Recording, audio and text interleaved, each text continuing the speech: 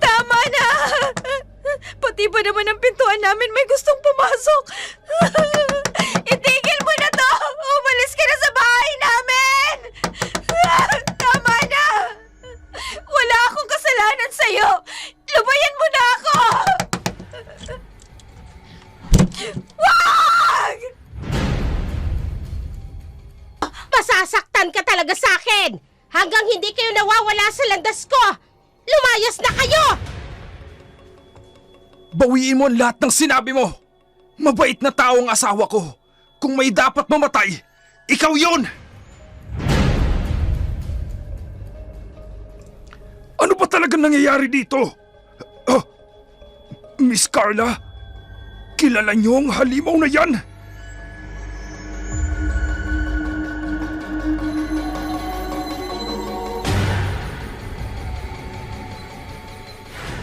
Ramon, saan ba talaga tayo uuwi?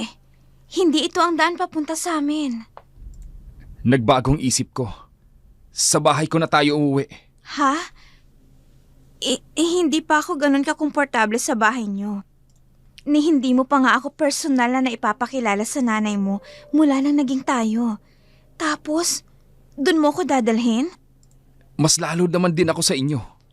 Isa pa, mas malapit sa lugar ng trabaho ko ang bahay namin kesa sa baryo nyo. Hindi ako mahihirapang pumasok araw-araw.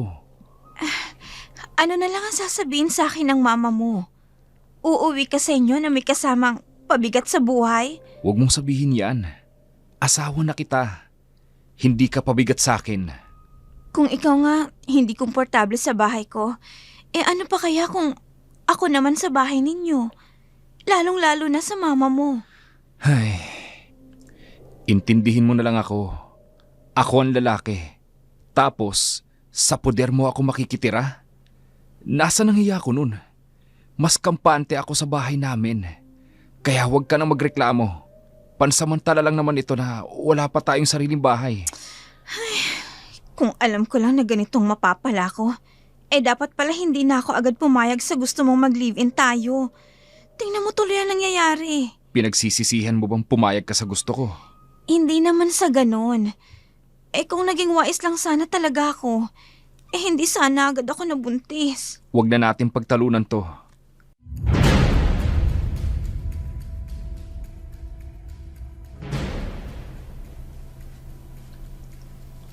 Aba, may dumating. Sino naman kaya itong pababa ng pampasaherong kuliglig? Ay, ang anak kong si Ramon, bumalik na siya! Ha, may kasama siyang babae na bumaba rin at buntis. Mama! Nakauwi na po ako. Oh, ay alam ko. Kitang-kita ng dalawa kong mata ang pagdating mo. Parang napakataray ng mama niya. Kakayanin ko bang pakisamahan to? At may kasama ka pang isa pang palamunin. Mama naman oh. Magdahan-dahan naman po kayo sa pananalita ninyo. Hindi basta paalamunin lang si Carla. Asawa ko na po siya. Abay, kailan ka pa kinasal? Nung umalis ka rito sa atin, ang paalam mo magtatrabaho ka. Tutuparin mo ang pangarap mo. Tapos eto, uuwi ka. Kanya na ba kababaw ang pangarap mo, Ramon? Mama, kasama sa pangarap ko si Carla. Ang makabuhay ng isang pamilya. Hindi po ba kayo natutuwa? Magiging lola na po kayo. Matutuwa saan? Sa pag-uwi mo rito ng babae. Ay, Ramon, pinalaki kitang matino, maayos at responsable. Pero hindi ko rin sinabing uwian mo ako rito ng responsibilidad. At saang bundok mo napulot yung babaeng yan? Tingnan mo nga naman ang itsura. Parang walang alam sa buhay. Ma, magdahan-dahan naman po kayo. Yung bibig nyo, ang ingay-ingay ninyo. Papasukin mo na lang muna kaya kami sa loob ng bahay. Ngayon magre-reklamo ka sa bunganga ko. Nandirito na kayo sa pamamahay ko. Kaya dapat lang na masanay ulit sa ingay ng bunganga ko. Lalo na yung kasama mo. Ano bang pangalan yan? Carla po. Carla, pinapaganda mo pa. Klaring pa rin ang palayaw niyan.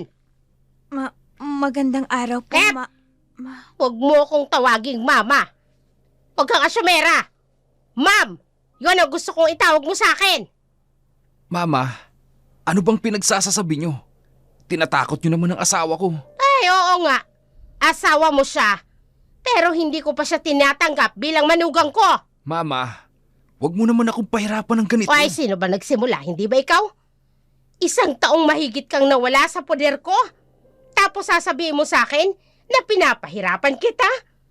Kaya pala wala ka ng gaanong pinapadala sa aking pera. Dahil dyan sa babaeng yan. Pasensya na po kayo. Hindi ko po sinasadyang magkaganito. Ma, buntis si Carla. Huwag nyo naman siyang paiyakin. Ay, kitang-kita ko naman na buntis siya. Hindi mo na kailangan sabihin pa. At saka hindi ko siya pinapaiyak. Nagsasabi lang naman ako ng totoo. Carla, huminahon ka na. Ma, humingi kayo ng pasensya sa kanya. Ba't ako pa ngayon ang masama? Ako pa ngayon ang kailangan mag-adjust sa inyo. Yun nga bang sinasabi ko eh. Ikaw, 2 na yung iintindihin mo. Ako, 3 kayong dagdag pasanin. Hindi ka na naawa sa akin. Matanda na ako. Ma, pakiusap. Tama na. Wag na, Ramon. Ayos lang naman ako. Hindi. Nagsasalita siya ng masama. Kaya dapat, mag-sorry siya. Ay, ako talaga dapat ang mag-sorry? O, di sige. Oh, pasensya.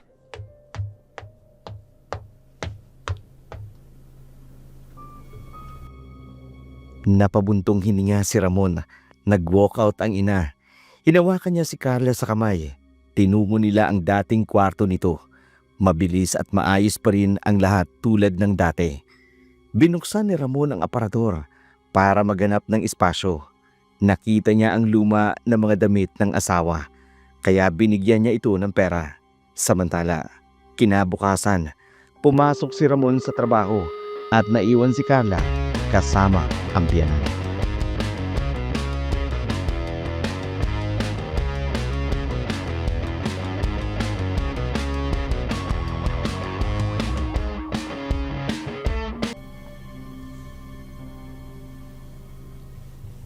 Kising na palang gaga. Akala ko'y nakahilata pa rin sa kama nila. Kanina pa nasa kwarto. Ngayon lang lumabas. Magandang umaga po, ma'am. Walang maganda sa umaga. Magtatanong lang po. Ano yon? Kasi ho, nagbabalak po sana akong pumunta sa bayan. Mamimili po ng mga kailangan ko. Mamimili. Ay, bakit? May pera ka? Meron po. Saan galing? Sa anak ko? Binigay po sa akin ni Ramon. Aba! Ay, ang galing nyo naman. Nandirito kayo sa pamamahay ko. Tapos sa'yo inientrega yung pera. Ay, akin na. Ibigay mo sa akin. Hindi ko po ito pwedeng ibigay sa inyo. Kailangan ko pong makabili ng inireseta sa akin ng doktor. Ubus na po kasi yung vitamins ko Ay, vitamins. Tinatalaban pa rin pala ng vitamins yung probinsyana katulad mo. Masanay ka naman sa gulay-gulay. Yung mga pagkain galing sa bundok. Yun ang kainin mo. Hindi mo kailangan ng vitamins. Kasi ho, bibili pa po ako ng mga damit ko. Lumalaki na po kasi ang tiyan ko eh. Hindi na po kasya mga maliliit kong mga damit. Ay, hindi problema yan. May mga duster ako dyan. Magagamit mo pa yon. Di pagkapanganak mo, iiwan at babalik ka na naman sa dati mong kasuotan. Mas makakatipid pa kung gagamitin mo yung ibibigay ko. Oh, akin na yung pera. Naku, hindi po talaga pwede. Magpapadala pa po ako ng pera sa nanay ko eh. Anong sinabi mo? Aba naman, ang kapal naman ng mukha mo magpadala ng pera sa magulang mo. Hindi porket asawa ka ng anak ko, pwede na siyang makinabang sa pinagpagura ng anak ko. Hindi naman po sa ganon. Hinihiram lang naman po yan ng nanay ko. Ibabalik pa rin po niya kapag dumating na po yung pension niya. Hindi. Ayoko. Ibigay mo sa akin yung perang ibinigay sa'yo ni Ramon. Ako ang magbabudget niyan. Pero Ibigay mo sa akin. Kung hindi palalayasin kita rito. Ibibigay ko na po. Eto na po yung pera. Bibigay rin naman pala yan. Dami pang reklamo. Kano kayang lahat dito? Mabibili ko na rin lahat ng kailangan. At gusto kong gamit rito sa bahay. Paano na ngayon ito? Iniintay pa naman ni nanay ang padala ko. Sigurado mag-iisip sa akin ang hindi maganda si nanay.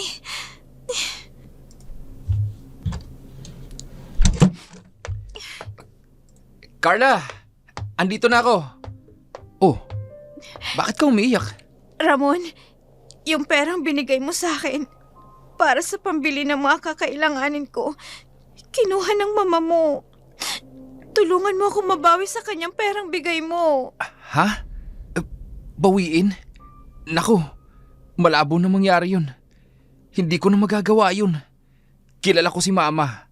Kapag hawak na niya ang pera, hindi mo na agad makikita pa sa wallet niya yun. Wala ka man lang bang gagawin? Magsasawalang kibuka na lang ba dyan? Pasensya ka na, Carla. Mama ko yun eh. Hindi ko pwedeng suwayin ang gusto niya. So ako ngayon na mag-a-adjust. Ramon naman. Hayaan mo na yun. Babawi na lang ako sa'yo. Heto, kunin mo. Wala pa to sa kalahati ng perang hinihiram ni nanay. Nakapangako ako sa kanya. Ibabalik niya naman agad eh. Pagtiisan niya na lang muna yan. Ang mahalaga, maitawid niya ang kailangan niya. Ito na nga bang sinasabi ko. Kaya nga ba ayoko dito sa poder ng mama niya? Lumabas si Carla sa kusina. Nagtungo sa banyo para maligo. Pagbukas niya ng gripo, walang tubig na lumabas. Tiningnan niya ang mga lalagyan. Lahat walang laman. Kailangan niyang bumalik kay Aling Nora para magtanong. Nang hapon na yun, habang naghihintay siya na umuwi ang asawa, pasimpleng lumapit si Carla sa kanyang biyenan na nakaupo sa sala.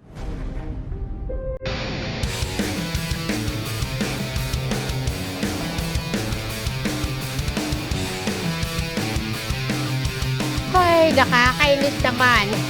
Ang init ng panahon. Ano nga ba yung pinakaayoko eh? Ma'am Nora. Ma'am, pwede ko po ba kayong maistorbo? May itatanong lang po sana ako. Andiyan ka magalingan. Kikibuin mo lang ako kapag may kailangan ka.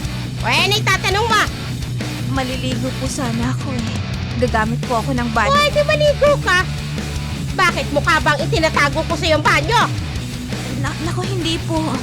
Kaya lang po eh, naubusan ng tubig ang lagayan. Pwede naman gusto mong gawin ko. Ipag-igib pa kita. Abay, siniswerte ka. Sa tanda kong ito eh, hindi ko na kayo magbuhat ng mabibigat. Hindi ko naman po sinasabing ipag-igib niyo po ako. Itatanong ko lang naman po kung saan po kayo kumukuha ng tubig. Doon sa balon, sa likod bahay. Sige ho, mag-iigib na po ako. Abay, ganyan nga. Pumilos ka rin dito sa bahay.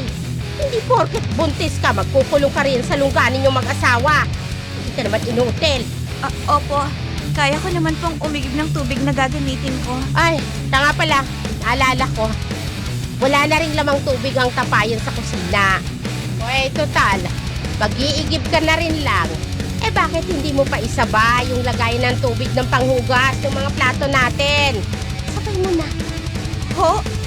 Pero masyado pong malaki ang tapayan yung yun. Baka hindi ko po magawang mapuno agad ang Ay, lagayan. nagre-reklamo ka kaagad. Hindi mo pa nga sinusubukan. Hindi po ako nagrereklamo. Sinasabi ko lang po na baka hindi ko po magawang mapuno dahil buntis nga po ako. Ang dami mong pasakali at palusot. Ang taong gusto makatulong, gagawin ng lahat. Ika nga nila, kapag gusto, maraming paraan. Kapag ayaw, ay ganyan, maraming dahilan. Sige ho, isasabay ko na lang po. Uy, mabuti naman kung ganon. Tama yan. Gawin mong kapaki-pakinabang yung araw mo. Lumabas si Carla sa likod ng bahay. Nagtungo sa balon. Kinuha ang mga timba at nagsimulang mag-igib. Ilang beses siyang bumalik para punan ang lahat ng lagayan. Samantala, pauwi na si Ramon sa trabaho. Nakita niya ang asawa na pauwi mula sa balon. Biglang nabitawan ang balde at nadulas. Agad siyang tumakbo para tulungan si Carla. Dito na nainis ang asawa. Inaway ang kanyang ina.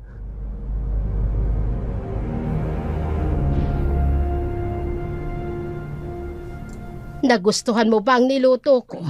Yung paborito mong kare-kare. Masarap naman po. Ay, masarap naman pero hindi mo magawang tingnan. Ramon anak, huwag ka nang magtampo sa akin. Eto na nga bumabawi na ako sa'yo.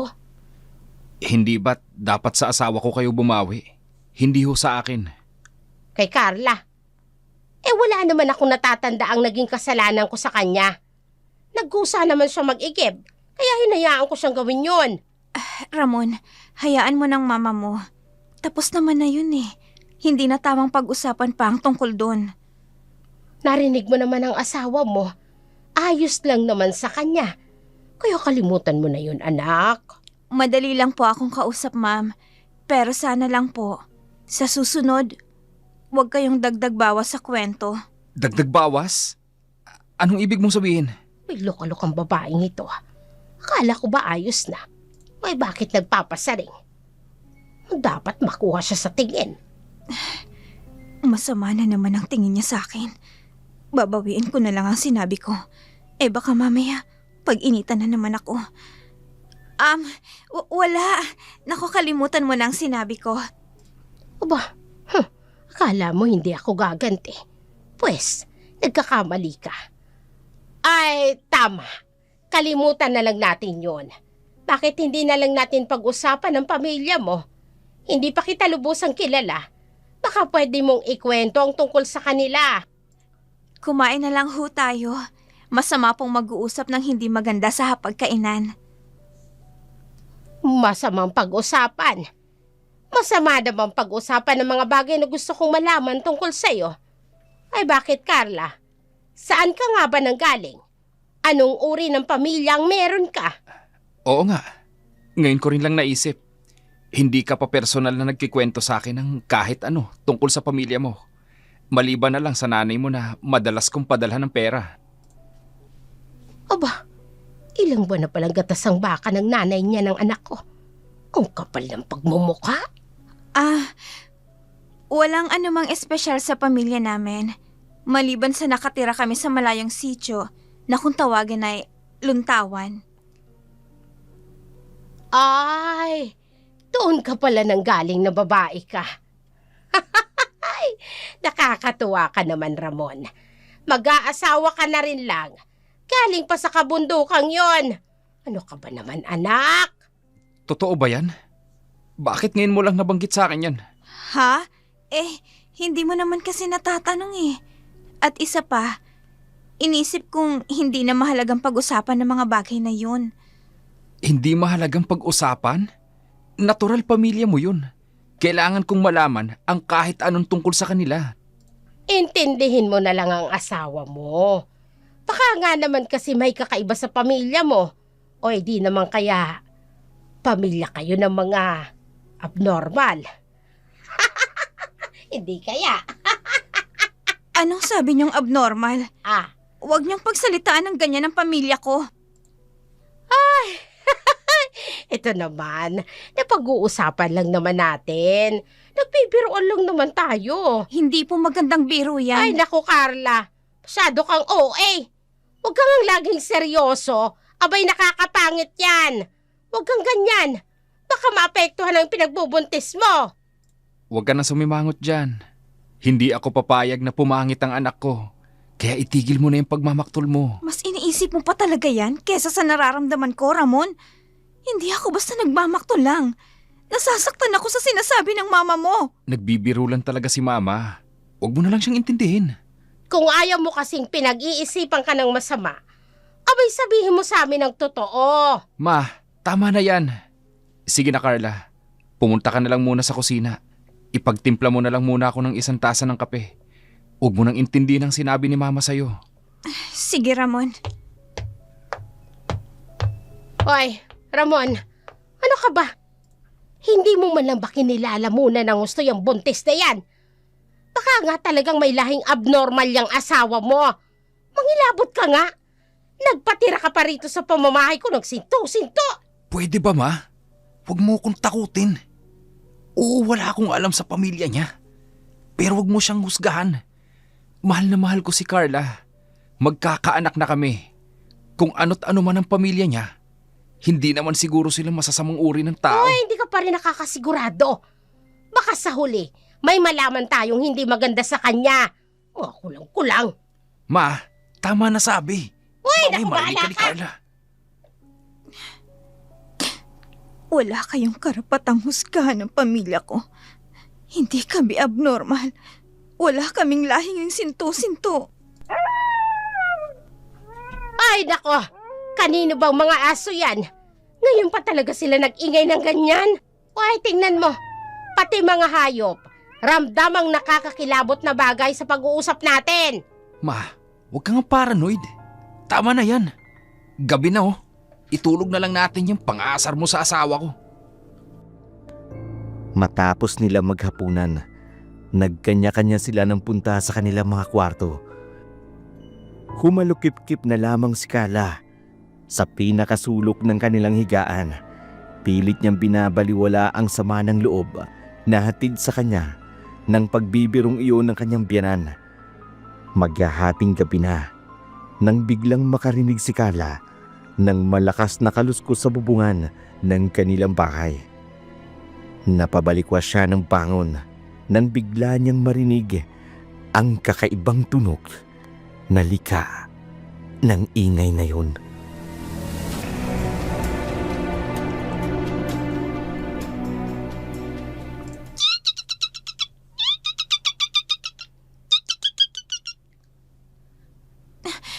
Ano bang ingay yun? Parang galing sa bubungan namin. Ang baho! Saan galing ang amoy na yun?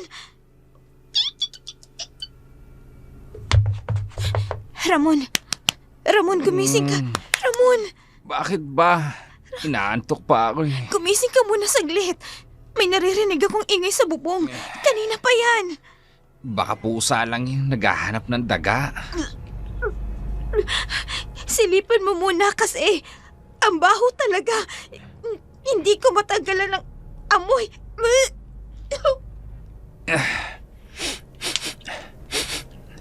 Wala naman ah. Dala lang yan ang pagbubuntis mo. Huwag kang praning. Ha? Sa bubong ba talaga natin yan? Sinasabi ko na nga sa'yo kanina pa. Si mama yun ah. Sa kwarto niya. Ay, Diyos ko. Dito ka lang ah. Hintayin mo lang ako rito. Ayoko. Sasama ako. Ayoko mag-isa. Ma, ano nangyari? Ramon, may nakita akong malaking hayop. May anino sa labas ng bintana. Ang sama ng tingin niya sa akin. Kukunin ko yung itak ko. Tumabi ka muna kay Carla. Ay, ayoko nga. Dito ka lang. Ikaw lang ang gusto kong kasama ko rito sa kwarto ko. Ayoko makatabi ang buntis mong asawa. Baka dahil sa kanya ginagambala tayo ng mga itim na anino na nagpakita sa akin. Ho? Bakit pati po ako nadamay? Ay, nagtatanong ka pa kung bakit. Eh, malamang buntis ka. Mabango para sa kanila ang amoy mo. Ay! Ayan na naman sila! Ay, nakita mo na. Nagagalit na siya sa atin. Gustong-gusto talaga nila yung batang nasa sinapupunan mo. Dapat talaga ikaw ang ipalapa sa hayop na yun eh. Wala ka namang kwenta. Huwag mong idamay ang anak ko sa init ng ulo mo. Walang kasalanan ng bata sa kahit kanino man sa inyo. Ma, anak ko yung ipapalapa mo. Tumigil ka nga. Eh kung ganon, itaboy mo na lang palayo ang aninong yon. Kung ayaw mong ipain ko yung asawa mo sa labas. Ho? Oo na, gagawin ko na. Manahimik na kayo. At para matigil na rin yung pandadamay mo sa anak ko sa aninong yan. Naglakad palayo si Marta. Sumusulya pa rin pabalik sa pintuan. Hindi pa siya nakalalayo nang makita si Carla na pauwi mula sa pagguha ng gulay. Nagtago siya sa likod ng puno. Pinanunood ang dalaga. Narinig niya ang matalas na boses ni Nora sa loob. Samantala, pumasok si Carla sa bahay. Nadala ang mga gulay na lulutuin.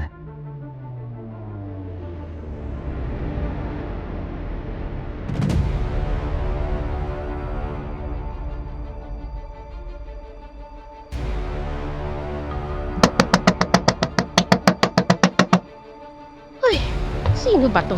Eh kung makakatok eh, wagas. Sandali! Ah, bakit? Ano ba kailangan mo? Sino ka ba? Dito nga talaga kaya siya nakatira. Hoy! Ano ginagawa mo? Panay lang ang tingin mo sa loob ng bahay ko. Hoy, bakit ba? Ang mga mata niya, parang may hinahanap. Hindi kaya magnanakaw ito. Naghahanap ng bahay na pupunteryahin. Wala siya. Hoy! Ay, huwag kang bumulong-bulong riyan. Puwet mo lang ang nakakarinig niyang sinasabi mo. O ikaw, kung wala kang sadya sa pamamahay ko, abay lumayas ka na. Huwag nanakaw ka ata eh. Hala, hoy! Tsabe! Storbo sa ginagawa ko! Set! Hoy, nako! Ang babae nito ha. Basta na lang akong itinulak. Hoy, grabe. Nakakatakot naman ang itsura. Hindi pamilyar sa akin ang mukha niya. Abay, sino kaya yon? Hindi kaya magnanakaw talaga yon? O edi kaya isa siyang hayop na nagaan yung tao? Hindi kaya? Ma'am, nakauwi na po ako. Wah, ay saan ka ba napuntang babae ka? Diyan lang po sa labas, kumuha po ng gulay na lulutuin ko ngayong gabi. Halika nga rito. Ma'am, dahan-dahan naman po. Madudulas po ako Ay sige, magdahan-dahan ka pa. Nagdagiting ka ng hayop dyan sa labas. Ha? Nakita mo ba yung matandang babae? Ho? May matandang babae kanina, palingaling nga sa harap ng bahay ko. Dahil dyan sa kalalayas mo. Naamo yata yung ipinagbubuntis mo. Ay manong manahimik ka rito sa bahay. Kung nasa labas man po ako, dahil po yun sa inyo. Sinunod ko lang naman po kasi ang pinag-uutos nyo sa akin na maghanda ako ng gulay na lulutuin ko eh. Ikaw pa talagang may lakas ng loob na magsabi sa akin ng ganyan. Ako pa ngayon ang sisisihin mo. Ang kapal talaga ng pagmumukha mo, babae ka. Naku! Ay, napipika na talaga ako sa'yo eh. Kung hindi lang talaga masamang manakit ng babaeng buntis, baka kanina pa kita nasaktan. Alam mo ba ha, naiimbierna na talaga ako sa kagaspangan ng ugali mo. Ay, tsaka na nga! Ako pa ngayon ang magaspang ang pag-uugali. Eh samantalang, siya nga itong mas nagmamaltrato sa akin. Pwede niya naman akong kausapin ng mahinahon. Pero bakit kailangan niya pa akong sigawan? Una pa lang talaga, alam ko nang hindi niya na ako tanggap para sa anak niya. Pero sana naman, itrato niya naman ako ng tama. Hindi ganito, na parang hayop niya ako kung ituring. Nanahimik ang lahat pagkatapos ng kaguluhan. Bumalik sila sa kanilang kwarto. Buong gabing nakabantay si Nora sa bintana. Naghihintay kung babalik pa ang babae. Nang sumapit ang umaga, inakala niyang hindi na muling manggugulo ang nilalang. Kaya naisipan niyang makipag-inuman sa kaibigan. Samantala, naiwang mag-isa si Carla sa bahay.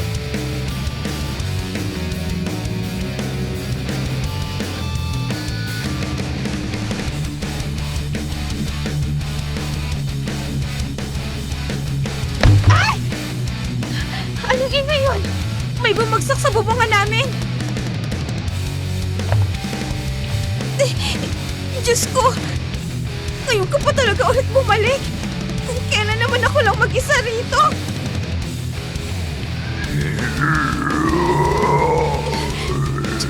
Diyos ko! Ito siguro yung sinasabi ni Aling Nora na nambubulabog sa amin nung nakaraang gabi. Ano nang gagawin ko? Pauwi na ba si Ramon? Anong oras na? Bakit wala pa siya? Tito, naamoy ko siya sa banda rito. Hindi ako dapat lumikha ng ingay. Malalaman niya kung nasan ako. Panay ang kaluskos niya ng bubungan. Saan ba ako nito pupunta? Ay, Diyos ko, protektahan niyo po ako. Tama na! Pati ba naman ang pintuan namin may gustong pumasok? Itigil mo na to! Umalis ka na sa bahay namin! Tama na! Wala akong kasalanan sa'yo!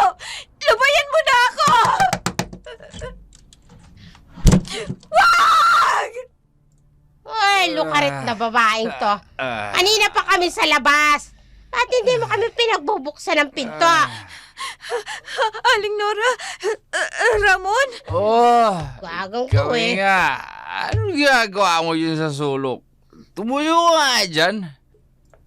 Ay, pinagod mo ako sa pagkatok sa pintuan. Buti na lang may dalang susi si Ramon. Ay, kung hindi, abay namuti yung mata namin sa kaantay sa pagbubukas mo ng pinto. Gagang to. pwede ho bang huwag kayong maingay? Yung narinig nating nambubulabog sa akin nung nakaraang gabi, bumalik na naman siya. Kanina niya pa ako tinatakot. Tapos sa bintana, parang merong umuungol. Ay, totoo ba yan? Eh, kanina pa kami nasa harap ng pintuan. Tapos hindi mo kami pinapansin. Eh, paano kung kaming inatake nun? Buisit ka. Ang akala ko po kasi lumipat siya at pumunta sa may pintuan. Kaya hindi ko po kayo pinagbubuksan. Ay, kakaloka. Kami pa ang pinagbibintangang nananakot sa'yo, ha? Ganun ba yun? Tama na yan. Mabuti na lang talaga. Hindi tayo ginalaw nun nung nasa labas tayo. Ay, nawala ng kalasingan ko bigla. Abay na yung masmasan ako bigla dahil dyan sa buisit na yan. Shh! Huwag muna kayong maingay. Pakinggan natin ang paligid. Baka kung nasa paligid pa natin ang sinasabi mo. Ay, gusto ko na talagang palayasin ang babaeng ito. Eh, sa pagbubuntis niya, binabalik-balikan na talaga kami ng kung ano-anong kababalagan rito. Ay! Anong nangyari dito? Ah, eh, teka. Kapitbahay natin yun, ah. Ma, dito lang kayo. May titingnan lang ako. Teka, saan ka naman pupunta? Delikadong lumabas. Sisilipin ko lang kung ano nangyari. Ay, manong manahimik ka rito sa bahay. Baka ikaw naman ang atakihin nun. Hindi niya ako magagawang saktan, ma. Yari siya sa itak na nakasukbit sa bewang ko. Mag-iingat ka, Ramon. Bumalik ka kagad. Pakiusap. Ay, pinaliwala ko lang kanina yung mga nakita kong nakakatakot. Eh, bakit ba ako nag-iisip? Ay, Diyos ko. Hindi na biro ang mga nangyayari. Baka nga delikado na rin ang lagay ng buntis na si Carla. Pinuntahan ni Ramon ang bahay na pinanggagalingan ng malakas na pagsigaw. Sa daan pa lamang, bumungad na agad ang magabangkay ng mga alagang patay na hayop. Wakwak ang lamang loob. Tuyo na ang mga dugo ng bangkay. Nagkalat rin sa paligid ang mga talsik ng dugo. Parang hindi lang nag-iisang nilalang ang umatake roon. Lalong nangilabot si Ramon nang marating niya ang bahay. Naabutan niyang hawak ng kanyang kaibigan ang asawa nitong wala ng buhay. Inatake raw ito nang hindi nakikitang nilalang. Pinunterya ang lamang loob nito. Wala nang nagawa ang asawa nito kundi iyakan ang walang buhay nitong katawan. Natulalanan lamang si Ramon. Naguguluhan kung bakit biglang nangyari ang mga ganitong klaseng kababalagan sa kanilang lugar. Kaya ang kanilang kapitan ay napilitan na ring mangialam sa mga nangyayari. Nag-iwan na lamang ito ng isang babala para sa kanilang mag-anak.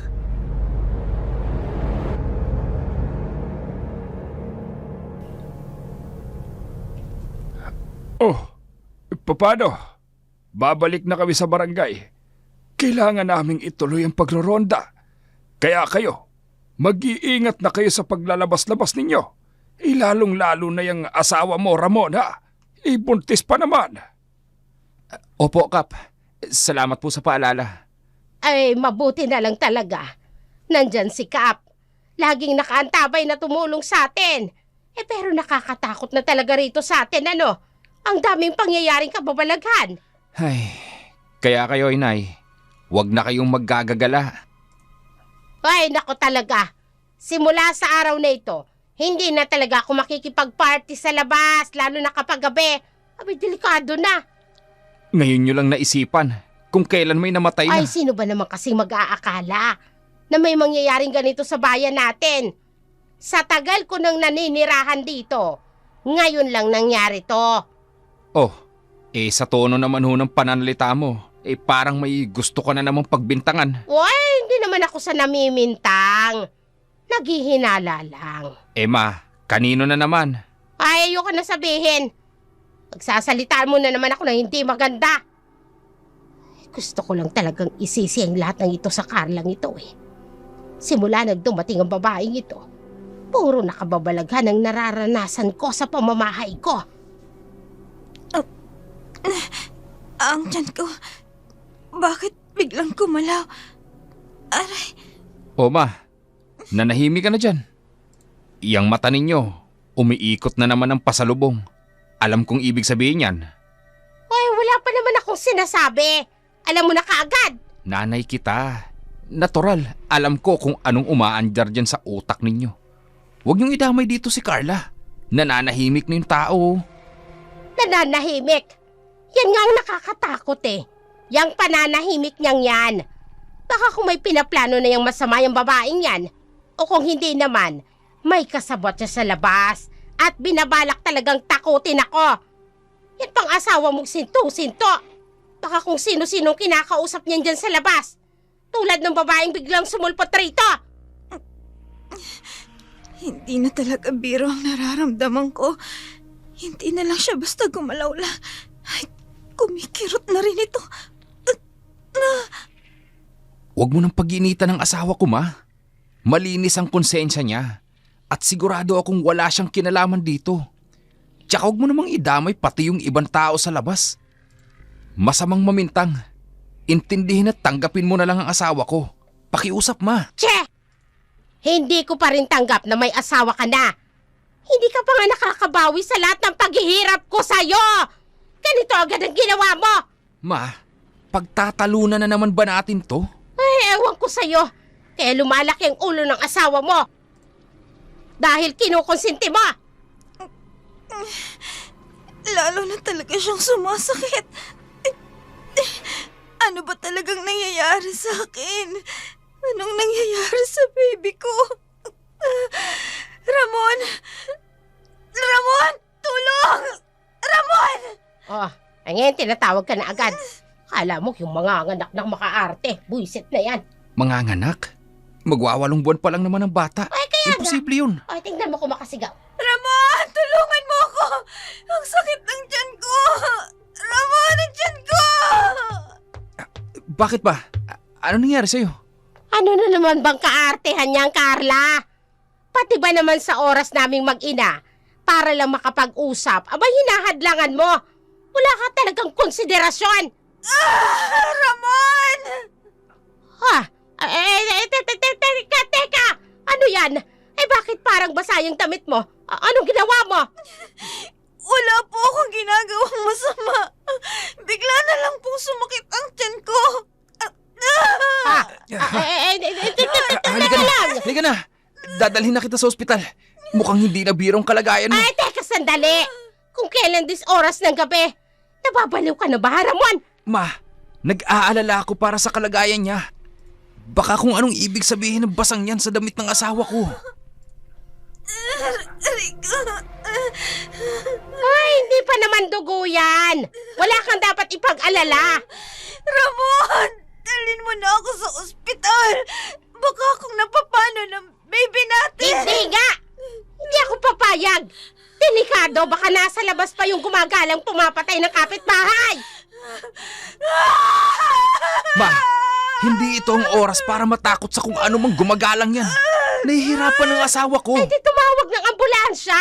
Hintayin nating dumating dito sa bahay. Tapos sakayatin sa ospital. Mas ligtas yun. Ay, naku, tinamaan na ng lintik. Oo, pakinggan nyo yung mga hayop sa labas, Ramon. Pakinggan nyo. Nagbibigay sila ng babala, kaya makinig ka sa akin, lintik. Hindi, ma. Kung uunahin kong intindihin ang babala ng mga hayop, pati na yung pananakot ng leche gumagalang yan. Mga nganib ang buhay na mag-ina ko. Tara na, Carla.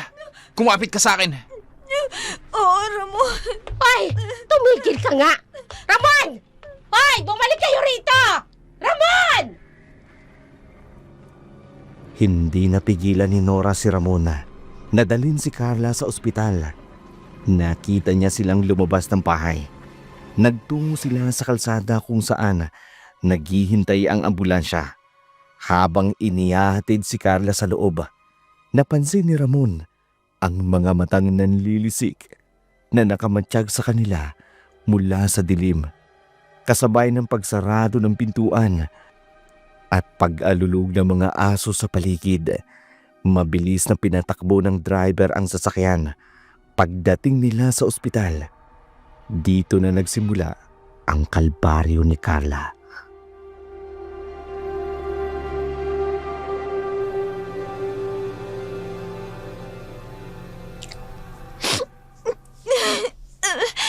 Diyos ko, ang baby ko, ano na ba talagang nangyayari? Kumalma ka na, Carla. Titingnan ka na raw ng doktor. Tatagan mo ang loob mo. Para sa anak natin, gagawin ko. Basta iligtas lang nila ang baby natin. Magandang gabi sa inyo. Ako si Dr. Santos. Sabihin niyo sa akin, ano nangyari sa asawa mo? Dok, magandang gabi po. Wala pong masamang nangyari sa misis ko, pero biglaan na lang raw po gumalaw at nananakit ang kanyang tiyan. Dok, tulungan niyo po ako. Pakiramdam ko po, gusto nang lumabas ng bata. Mister, ilang buwan na ba ang pinagbubuntis niya? Kung hindi po ako nagkakamali, 8 buwan po. Hindi pa, Ramon. 2 linggo pa bago mag-8 buwan ang bata. May record ako ng check-up ko. Napakaaga para maipanganak mong bata. Sige, titingnan natin ang kalagayan mo sa loob. Mister, may iwan na po kayo rito sa labas. Kami na pong bahala sa misis nyo. Opo. Carla, andito lang ako. Huwag kang mag-alala. Hihintayin kong paglabas mo. Nurse, ihanda ang emergency room. Dalian nyo! Yes, Doc.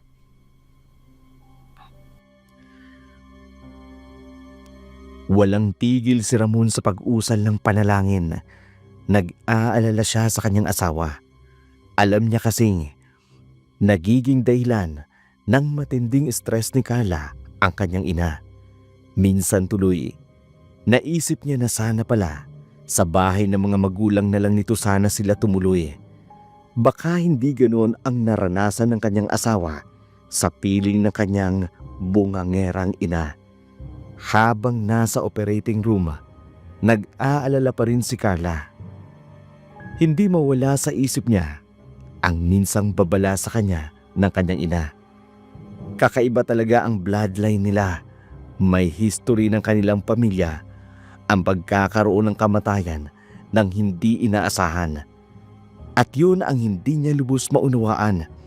Bakit may ganong klaseng history ang kanilang pamilya?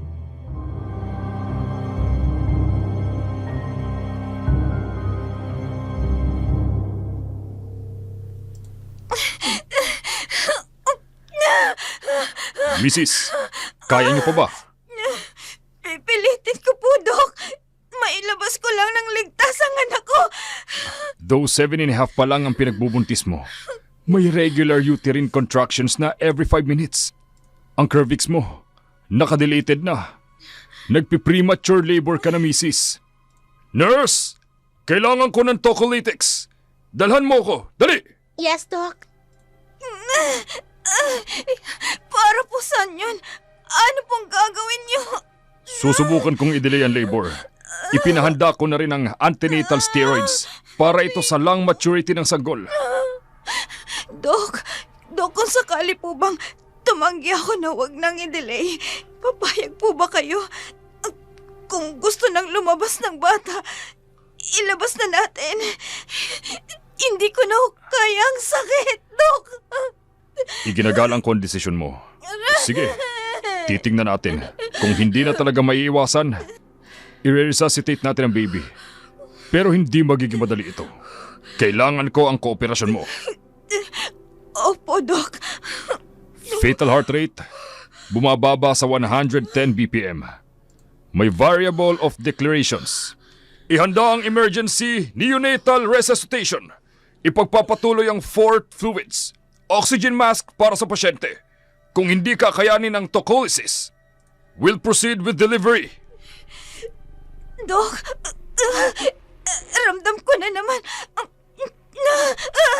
Doc! Mrs., please cooperate. Kayanin mo ito para sa bata. Anak! Tulungan mo ako, anak! Kapag humilab ulit, umiri ka na. Mrs., kayanin mo. Baby ko, ilalabas na kita kung kinakailangan.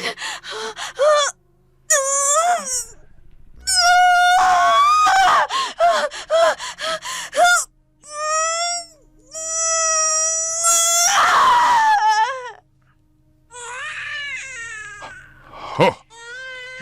Diyos ko! Premature baby nga siya. Pero, bakit parang may kakaiba sa kanya? Dok, ang anak ko, Dok. Gusto kong makita. Sandali lang, Mrs. I-check pang vitals niya. Kailangan siyang mailagay sa incubator. Imo-monitor ang oxygen saturation niya. Ganun po ba? Kung ganun, ipapahinga ko muna ang katawan ko. Nangihina pa po ako, Dok. Sige, Mrs. Mamaya lang, ililipat ka na sa recovery room. Doc, stable na po ang lagay ng bata. For incubation na po siya. Pakibantay ang maigi ang bata. Please, Nurse Leia. Yes, Doc. Dinala ang sanggol sa incubator para sa monitoring. Lumabas si Dr. Santos. Nilapitan si Ramon na naghihintay sa labas. Ibinalita niya na matagumpay ang panganganak. Masayang-masaya si Ramon nang makita ang anak sa incubator. Nagtungo siya sa may nurse, tinanong ang kondisyon ng bata. Naging sentro ng atensyon ang sanggol dahil sa magandang kutis. Samantala, naputol ang kasiyahan nang biglang nag-brown out at narinig ang kalabog mula sa organ storage.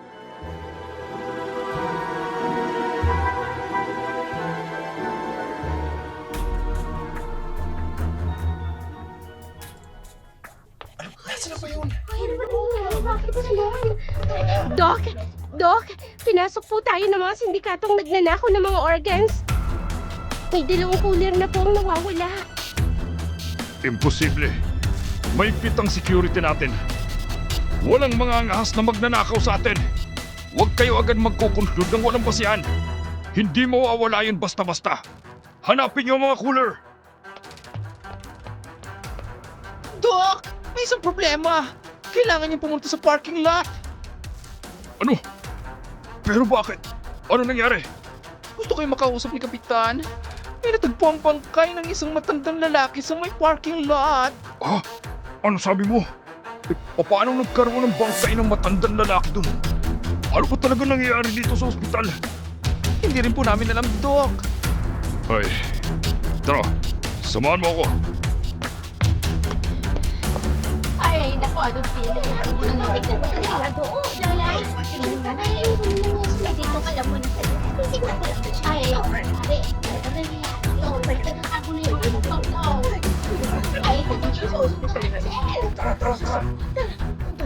Ramon, anong nangyayari? Bakit maingay sa labas? Hindi ko rin alam. Nagkakagulo sila.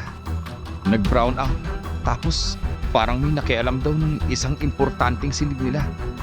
Bukod pa doon, may natagpo ang bangkay ng isang matandang lalaki sa parking lot. Si Doc ba yung nagsasalita kanina? Parang galit siya. Tensyonado lang siguro siya ng gusto. Hindi biro ang nangyayaring kaguluhan sa ospital. Ramon, hanggang kailan ba tayo rito? Naiinip na ako dito sa ospital. Hindi ko rin alam, Carla. Depende kung anong sasabihin sa atin ng doktor. Kahit na nakakailang araw pa lang tayo dito, pakiramdam ko, nakakaisang linggo na tayo dito sa ospital. Konting tiis pa. Minomonitor pa nila ang baby natin. pwede mo bang kausapin si doktor? Lalo ako na-stress sa mga naririnig kong kaguluhan sa labas eh. Ayoko ng mga ganyan. Kumalma ka nga muna. Wala namang nangyayari sa ating masama dito. Mahigpit naman daw ang seguridad ng ospital na ito. Kaya wala kang dapat na ikabahala. Hindi ako natatakot sa tao. Mas natatakot ako sa pinag-uusapan nila tungkol sa mga nawawalang mga organs. Pati na yung mga namamatay. Pakiramdam ko may mali. Oh, bigla ka na natahimik dyan. Ramon, kahit anong mangyari, pilitin mo si doktor na ilabas natin si baby sa lalong madaling panahon. Ayoko na talagang magtagal pa dito. Ito talaga ang kulit. Sige, susubukan ko. Pero huwag kang magagalit kung hindi tayo papayagang makaalis agad, ha? Hindi pa rin nakauuwi ang mag-asawa. Inasikaso muna ni Doc Santos ang pagharap kay Kapitan sa pag-iimbestiga sa mga insidenteng nangyari sa pasilidad. Ito ang kauna-unahang pagkakataong naranasan nila ang ganong kababalaghan. Naubos ang oras niya sa pakikipag-usap sa mga investigador. Nang sumapit ang gabi, nakaramdam ng matinding pagod ang kanyang katawan. Gusto niyang makauwi agad para mapawi ang matinding stress na idinulot ng mga pangyayaring iyon. Kukunin niya na ang sasakyan nang bigla naman siyang ginulantan ng isang pangyayari.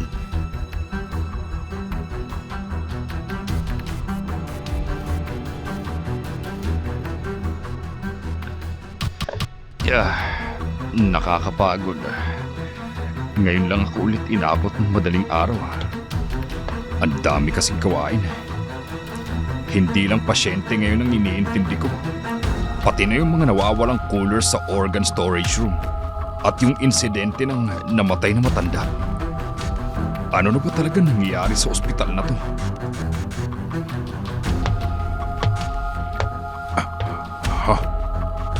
Saan ang gagaling ang ingin na yun? May kasabay ba ako pa uwi sa duty ko? O parang ako lang naman ang andito.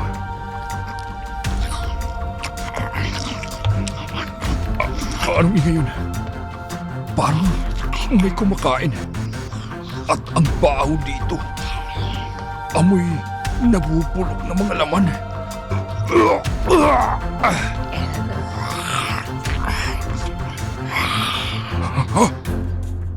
Ungol naman ngayon ang naririnig ko. Parang papalapit dito sa akin. Diyos ko, saan ba galing? Saan ba nagagaling yun? Papalapit siya sa akin. Wag! Layuan mo ako! Wag!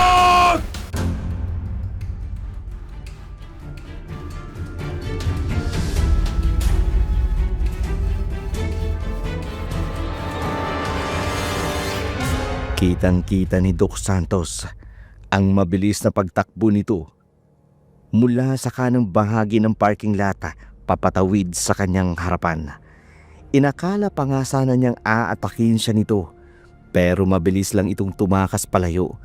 Kitang-kita ni Doc Santos ang mga mata nitong nanlilisik, maging ang maliit na katawan nitong mabalahibo. Mabuti na lang, mabilis siyang nakaiwas. Baka kung nadamban pa siya nito. Agad siyang tumayo sa kanyang pagkakabagsak, pumunta sa sasakyan at umalis sa parking lot. Yun ang kauna-unahang pisikal na engkwentro niya sa nasabi ng maliit na nilalang. Tinawagan niya ang nurse, sinabing papuntayin ang security sa parking lot. Tingnan kung naroon pa ang nakita niyang nilalang. Pero wala na raw itong nakita. Kinaumagahan, sa pagpasok niya, agad niyang hinanap ang CCTV footage.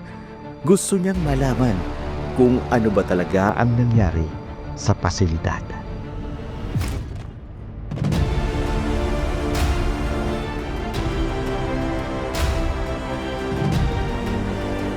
Hindi na talaga tama ang nangyayari. Marami na sa mga pasyente ang natatakot. Kung hindi ako nakikialam, baka akong magsialisa ng mga tao dito sa ospital. Dok, sigurado po ba kayo? Araw-araw po kaming umiikot dito sa ospital. Pero wala kaming nakikitang kakaiba. Basta ituloy mo lang pag-play. Sigurado akong may makikita tayo. Kahit konti. Saan ka ba talaga nagmula? Bakit mo ginugulo ang ospital na to? Dok, tingnan niyong mabuti ang kuwang ito. Chief. Irawin mo ng konti at bagalan mo ang speed. Totoo ba yan? Isang maliit na maitim na nilalang na pakalat-kalat sa loob ng ospital. Ang bilis nitong kumilos.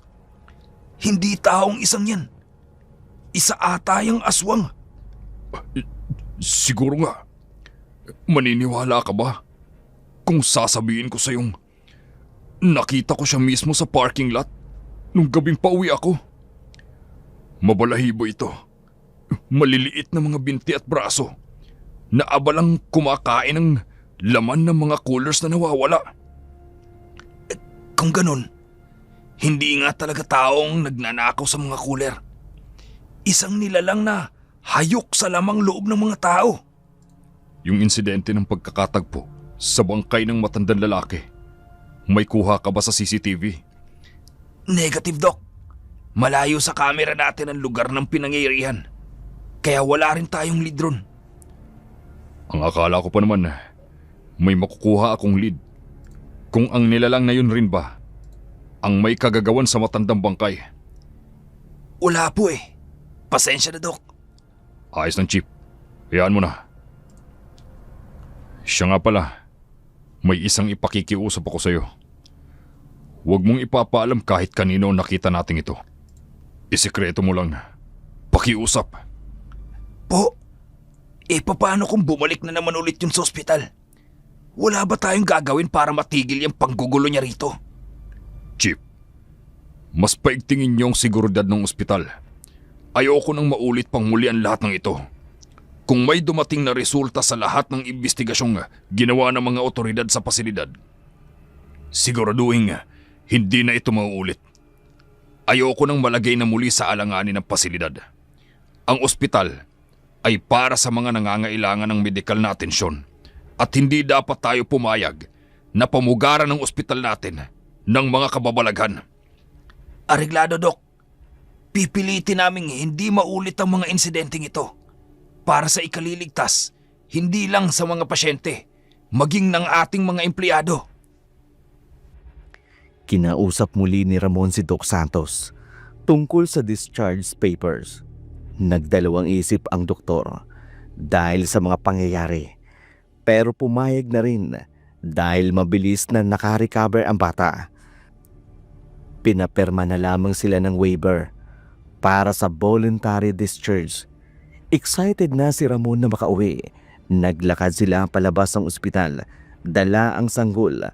Pagdating sa nayon, masayang-masaya silang sinalubong ng mga kapitbahay maliban sa kanyang ina.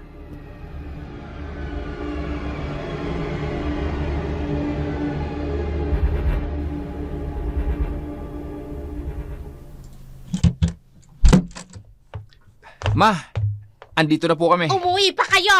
Mga walang utang na loob! Ma, bakit po? Ano naman kasalanan namin? Tapos nyo akong iwan rito ng biglaan? May pagmamalaki pa kayong bumalik ngayon? Pasensya na po, Ma. Hindi kasi naging madali ang sitwasyon ni Carla. Patawarin niyo po ako. Patawarin! Alam nyo ba kung anong dinanas ko rito sa bahay na mag-isa? Halos mabaliw ako rito. Kung ano-anong kababalaghang naranasan ko sa pamamahay na to. Hindi ako pinapatulog ng pesting alulong ng mga hayop. Pagkatapos, kung ano-ano pang ungol ang naririnig ko. Laging may nababalita ang patayan ng mga alagang hayop sa labas. Kulang na lang, ako ang patayin at lapain ng mga nanggugulong yon. Ma, kalma. Andito na nga po kami oh. Umuwi na kami. Para may makasama ka na. Anong kami? Ikaw lang sana, Ramon, ang gusto kong umuwi rito. Ayoko talaga sa babaeng yan. Simula nang dumating siya rito, hindi na nawala ang salot sa lugar na ito. Pinaghihinalaan na siya ng mga tao. Nakampon niya ng demonyo. Huwag niyo naman po akong pagsalitaan ng ganyan. Hindi po ako kampo ng demonyo. Wala akong kinalaman sa mga nangyayaring dito sa bahay. Ma, Ilang beses ko bang sinasabi sa inyo na walang kinalaman si Carla sa lahat ng nangyayari dito? Itigil nyo na yung pamimintang ninyo sa kanya. Hindi na kailanman mawawala yung masamang kutob ko sa babaeng yan. Kahit ano pang sabihin mo at pagmamalinis mo sa kanya, isa pa rin siyang salot para sa akin. Ma, itigil mo na yan. Nagtatampo ka lang sa akin. Bakit hindi mo na lang tingnan ang apo ninyo? Ayan siya oh. Hindi ba? Napakaganda niya. He! Ayoko! Ayokong silipin ni Anino ng batang yan. Wala akong apo na may lahing abnormal. Ayokong makitang mag-inang yan. Kung ayaw mong palayasin rito ang babaeng yan, ako ang iiwas sa kanila. Ay, naku! Diyan na nga kayo. Ramon, Hayaan mo na si Mama. Mainit lang ang ulo nun. Iba ang nakikita ko sa kanyang mga mata. Mas panatag siya ngayong may kasama na siya dito sa bahay. Hindi lang niya masabi ng tuwid sa atin. pero bakit pati si baby? Bakit pati siya pinagdidiskitahan niya? Tanggap ko naman na ayaw niya sa akin. Pero wag niya naman sanang idamay si baby. Huwag mo nang intindihin ang mga sinasabi niya. Kabaliktaran nito ang totoong nararamdaman niya. Hindi niya man masabi sa atin ang harapan. Pero ang alam ko, masaya siyang nakauwi na tayo. Napawi na ang pag-aalala niya sa kanyang pag-iisa. Hindi niya man aminin. Kahit papaano, nasanay na siyang naririto tayo sa bahay niya. Kaya huwag ka na mag-alala ha. Huwag kang magpapa-apekto sa lahat ng mga sinasabi niya. Ang gawin mo, magpalakas ka dahil aalagaan mo pa si baby. Hindi pwedeng magpadala ka na naman sa stress. Madidede na naman ang anak mo yan. Oo nga, tama ka Ramon. Kung hindi lang talaga dahil sa inyong mag-ina, baka nga matagal na talaga akong umalis dito. Sa paglipas ng mga araw, nawala na ang kwentong katatakutan mula nang umuwi si Carla. Nang hinala pa nga ang ibang pasyente at mga empleyado rito na may kinalaman sila sa pagpapalaganap ng katatakutan sa pasilidad. Mariin naman itong tinutulan ni Doc Santos. Hindi niya nahahayaang muling guluhin ng anumang kwentong kababalagan ang katahimikan ng ospital. Hindi na rin sila maaring mambintang sa mga bagay na wala namang kasiguraduhan. Kaya nagsagawa siya ng public announcement na walang katotohanan ang lahat ng mga nangyari. Nakinig naman ang lahat. Muling nanumbalik ang katahimikan ng buong facility. Samantala, sa tahanan naman ni Aling Nora. Mama, ano pong nangyari? Bakit bigla niyo pong isinara ang pinto? Ilak mo ang pintuan. Lagyan mo ng kantado, bilis! Ho?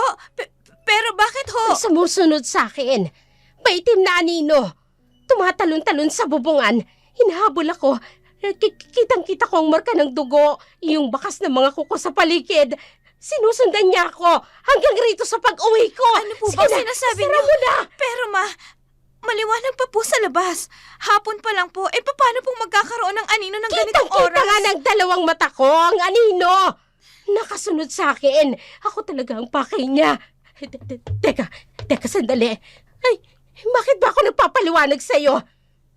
Ano gusto mo, ha? Palabasin na nagsisinungaling ako, ha, Carla? Pero, ma'am, hindi ho.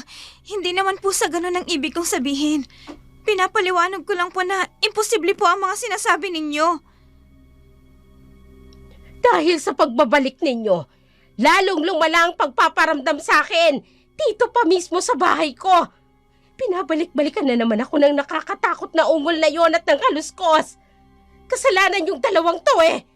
At isa pa, huwag mong ipamukha sa akin na nagsisinungaling ako dahil doon sa lahat ng nararanasan ko. Teka, sandali lang ho. Dahan-dahan lang naman po sa paghawak niyo sa akin. Karga-karga ko po ang anak ko. Hindi ako bulag. Kaya huwag mo kong pagbibintangan na nagsisinungaling ako. Pero ho, madam, Ano? hindi ko po kayo pinagbibintangang sinungaling. Bitawan niyo lang po ang braso ko. Nasasaktan na ho ako. Ikaw ang nagsisinungaling. Hindi ka tao. Isa kang salot! Kampong kayo ng demonyo! Pati ang anak mo! Isa rin yung salot! Isa yung salot! Aray ko ho! Nababaliw na ho ba kayo? Kung ano-ano nang sinasabi ninyo. Pati ang bata inadamay niyo pa. Shh! Tahan na, baby. Tahan na. Tingnan niyo ang ginawa niyo. Pinaiyak niyo ang anak ko! Ang mga mata ni Carla, bigla ng lisik.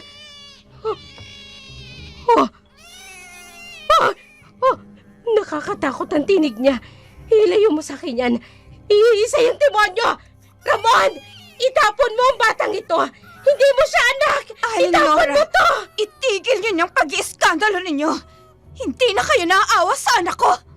Pati sa sarili niyang ama, sinisiraan niyo. Napakasama ninyo. Wala kayong karapatang pagsalitaan siya ng ganyan. Manahimik ka! Dahil sa'yo, nagulong buhay naming mag-ina. Hindi ka na dapat nakilala ng anak ko. Ayoko talaga sa'yo! Matagal ko nang alam na ayaw niyo sa akin. Pero sana, ipinaunawan niyo muna sa akin kung bakit. Hindi yung nanguhula ako kung bakit niyo ako minamaltrato ng ganito. Sobra ng pagmamalupit niyo sa akin. Pati ang anak ko, nasasaktan na sa mga sinasabi't ginagawa ninyo. Eh kaya nga ako ganito sa'yo eh. Dahil tuluyan mo nang inagaw sa akin ang anak ko. Siya na lang ang natatanging meron ako. Mula nang iwan ako ng asawa ko. Kaya nga masama ang loob ko nang dumating kayo rito na dala-dala ka niya. Ngayon, ayan, nandyan na yung batang yan. Eh gusto ko, ako lang ang mundo niya. Ako lang ang mahalaga at ako lang dapat ang babaeng mahal niya. Pero dahil sa nakilala ka niya at nabuntis ka, yung sanggol na yan, sa inyo na napunta lahat ng atensyon niya. Yun ang dahilan kung bakit ayoko sa'yo. Ayoko may kaagaw ako sa anak kong si Ramon. Akin lang dapat siya. Kung ayaw niyo sa akin, mas ayaw ko rin sa inyo. Sawang-sawa na ako sa lahat ng pagmamalupit niya sa akin. Kung sa ikatatahimik niyang pag-alis ko sa poder ni Ramon, gagawin ko yun. Huwag niyo lang idamay na yurakan pati ang pagkatao ng anak ko. Ay, sige, gawin mo. Yun talaga ang gusto kong mangyari. Ay, sige, layas na. Hindi ka kailangan ng anak ko sa buhay niya. Layas! Ano yun? May bumagsak sa bubungan. Nasundan niya ako. Dahil sa ingay mo at ng batang yan, nasundan ako ng halimaw. Anong ako? Ikaw ang nagsimula ng away nating dalawa. Okay na. Okay na. Batang yan. Ano ba? Ako ang magtatapon ng batang yan. Itigil niyo ang kabaliwan niyong ito. Nasasaktan na kami ng anak ko sa ginagawa ninyo. Masasaktan talaga kayo sa akin. Hanggat hindi kayo nawawala sa landas ko. Ano ba? Lumayas kayo. Ano ba? Oh, ayan na siya. Papasok na sa bahay. Ibigay mo sa akin yung bata. Hindi! Iaabot ko mismo sa nilalang na yun. Na nasa pintuan. Okay na sabi. Okay na sabi. Ibalik mo sa akin ang anak ko. Maawa kayo sa Hindi kanya. siya dapat kaawaan. Isa siyang kampo ng kadiliman. Ibalik mo siya sa akin. Pakiusap. Ibalik mo ang anak ko. Hoy! Ikaw na nasa likod ng pintuan yan. Kunin mo ang batang ito. Siya ang bihagin mo. Patahimikin mo ang buhay namin ng anak kong si Ramon. Anong ibig sabihin nito? Huh? Ikaw! Hindi inaasahan ang bisitang darating sa kanilang bahay. Ang babaeng minsang pinanghinalaan ni Nora na magnanakaw at maligno, si Marta. Agad na kinuha ang sanggol na nakabalot sa makapal na lampin na hawak ni Aling Nora. Ibinalik niya kay Carla. Pagkabigay sa bata, tumalikod at naglakad ito pabalik kay Nora. Ayaw ni Carlang mailapit pa kay Nora ang bata sa kanila para hindi na madamay pa sa gulo ang bata. Saglit namang inilapag ni Carla sa upuan na nasa tabi ang sanggol. Natigilan si Carla sa kanyang kinatatayuan, kinakabahan sa maaring gawin ni Marta. Sa nakatulala niyang biyanan, pagkarating ni Marta sa harapan ng tulalang si Nora, ay biglang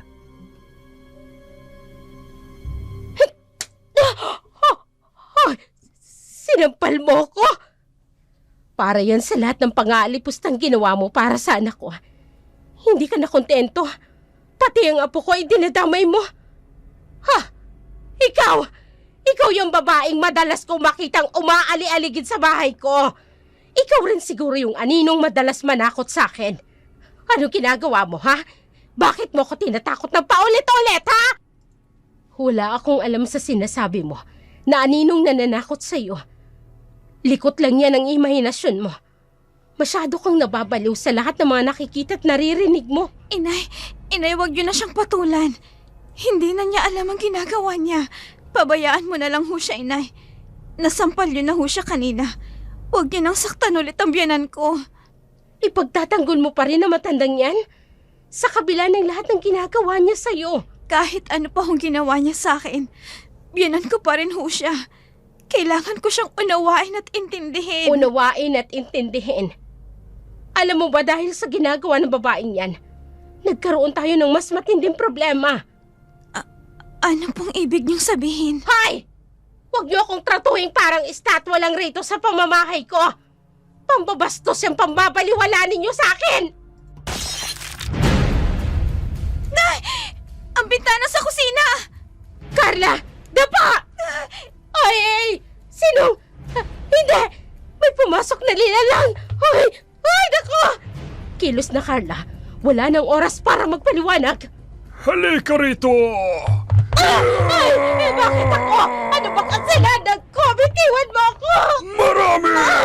Carla! Carla, tulungan mo ako! Ma'am Nora! Tulungan mo ako! Ay! Tulungan natin si Aling Nora! Bitiwan mo ako! Ano ba? Kalimutan mo na siya. Mas unahin mong iligtas ang buhay ninyong mag-ina. Kunin mo na ang bata. Kayo ang isusunod ng aswang na yan. Oras na matapos sila rito. Pero Inay! Mas marami kang dapat na intindihin kesa sa biyanan mong yan na naging dahilan ng pinaka-problema natin.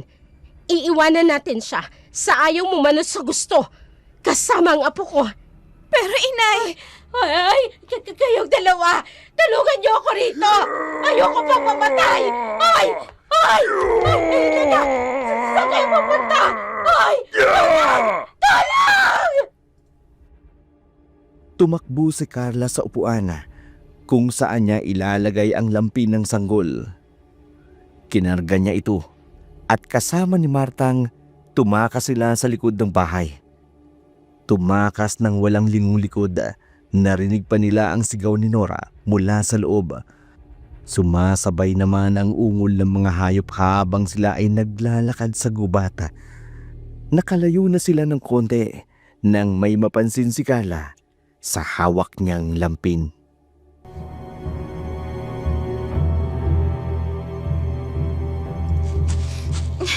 Inay, sandali. Pwede bang magdahan-dahan muna tayo? Magdahan-dahan? Hindi pwede. Hindi ito ang oras para magpahinga, Carla. Pero Inay, hindi lang ito dahil sa napapagod ako. Ang baby ko, parang may kakaiba. Sandali ho, sisilipin ko lang ang loob ng binalot kong lampin. Bakit? Anong problema? Ha? Sinasabi ko na nga ba? Kaya pala, pakiramdam ko bigla siyang gumaan.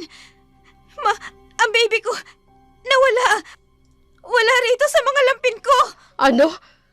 Paano nangyari Yun yun? na nga inilapag ko siya saglit kanina sa may upuan. Kinarga ko agad ang kumpol ng lampin na to. Minadali mo ako makalayo sa bahay. At ngayon ko lang napansin na nawawala na ang bata.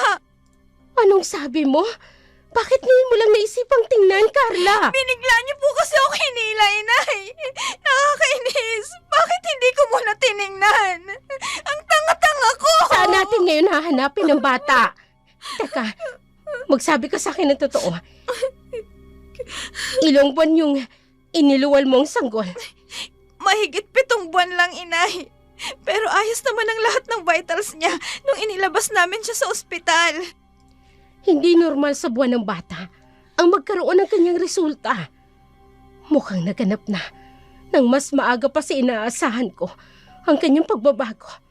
Hindi ito biro, Carla. Ano hong naganap na? Ano hong ibig niyong sabihin? Anak, Nakapaloob na mismo sa katawan ng anak mo ang kapangyarihang higit pa sa aking abilidad. Napakadelikado ng kakayahan niya kumpara sa aming lahi. Lalong-lalo na sa ordinaryong tao. Kailangan natin siyang ilayo rito.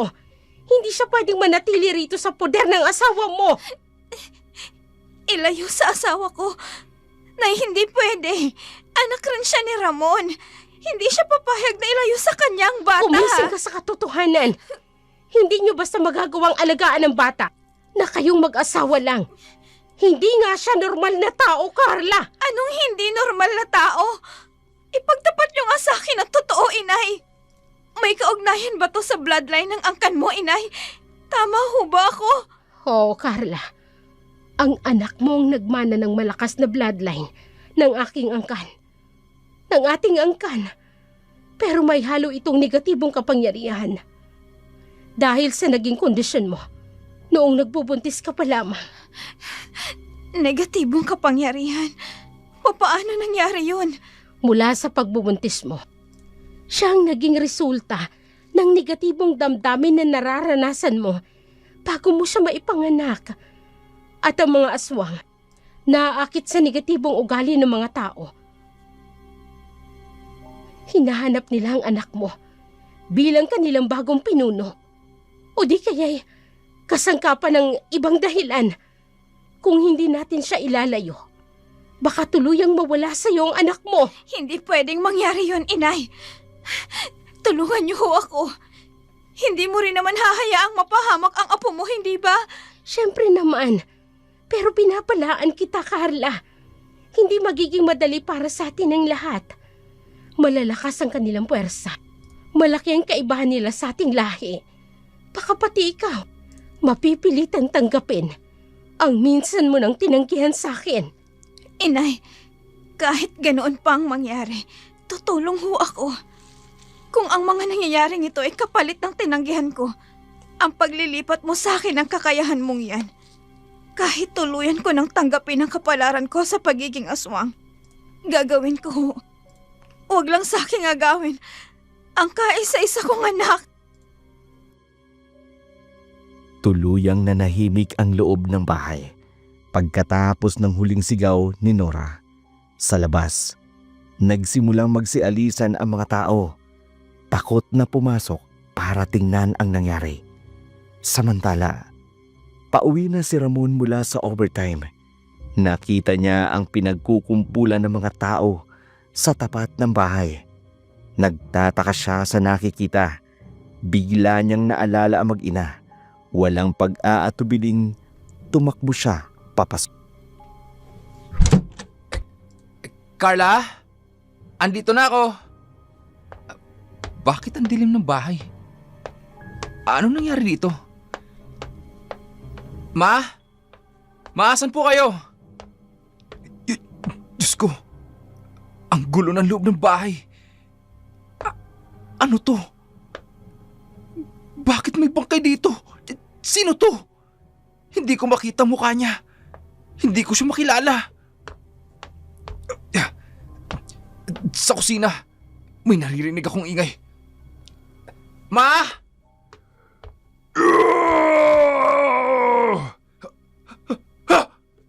Aswang!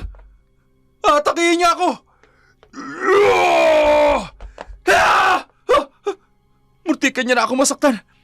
Nagawa mo pa talagang magtago sa dilim, ha? Sino ka? Anong kailangan mo? Lahat ng hadlang sa plano ko ay dapat na mamatay!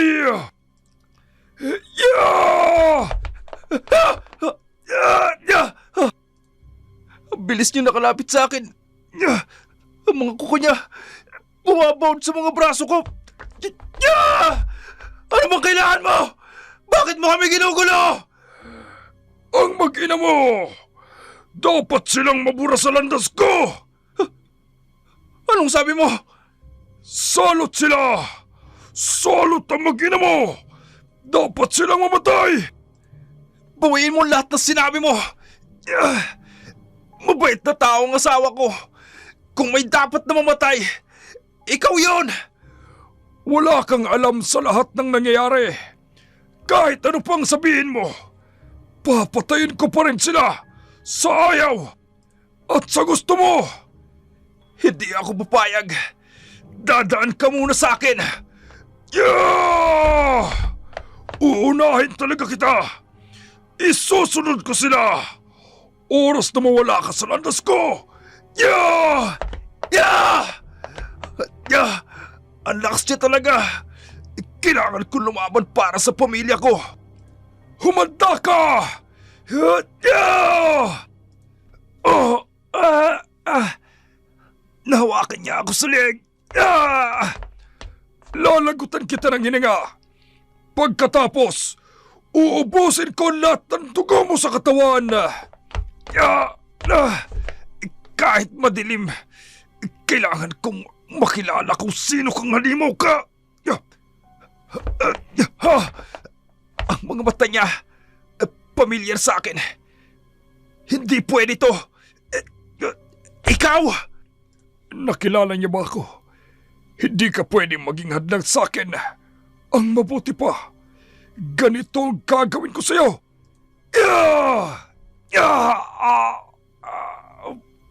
Bigla mong sinaksak ang sikmura ako. Kaya mo ba ako inatake? Dahil nakilala kita.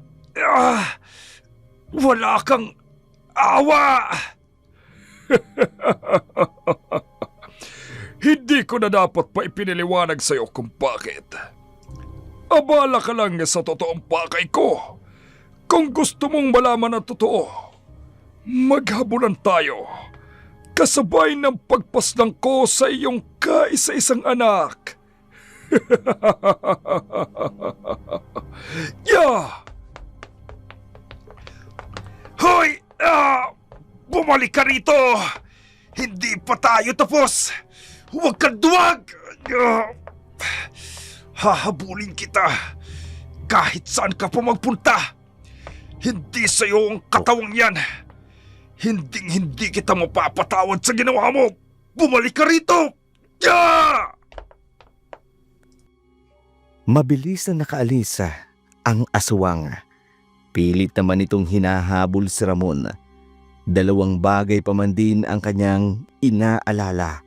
Ang kalagayan ng kanyang ina at ang nawawala niyang mag-ina. Mabagal ang paghakbang ng kanyang mga paa hanggang padaos-dos na ito sa damuhan. Bumigay ang kanyang katawan at nawala na ito ng malay. Samantala, sa tabi ng kagubatang iyon, dumaan ang sasakyang minamaneho ni Doc Santos. Papasok na siya ng ospital.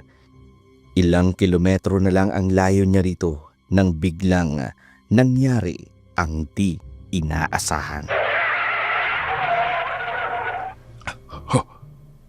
Nabangga ko ba siya? Nasaktan ko ba siya? Diyos ko, ano ba nangyayari sa akin? Namamalik mataba ako. Pero hindi. Totoong may nakita ako kanina. Bakit bigla ito nawala?